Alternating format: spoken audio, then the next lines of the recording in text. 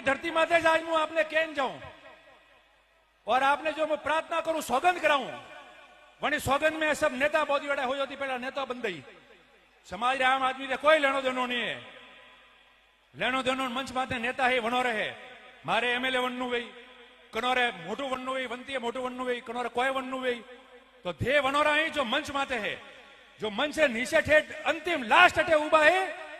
वे पूरी जिंदगी वनावा वाला है वेश बनावे जरी मैं अटे आओ और मु आज को अनारू कह रही हूं क्योंकि समाज कनी परिस्थिति में था आज कटे आवे में उबाओ आपने पैरवाई करवा लो कोई नहीं थी हमें प्रधान थी लेन सरपंच थी लेन ने एमएलए मंत्री उदय विधानसभा में आया है ये आप लोगों की मेहनत ने प्रताप दी है और अनारू मु लास्ट आपने अंतिम एक बात कह रही हूं कि जो भी समाज रो आदमी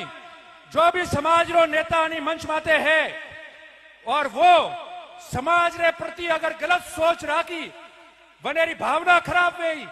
वो खुद मोटा बनवा हारू समाज ने नुकसान अगर करावी तो मुंह हो जाती पहला सौगंध के प्रतिबद्ध करो कि भले मुंह के कोई हुआ वने ने सारनेसर महादेव देगी और सारनेसर महादेव वने ने वने परिवार ने फूटी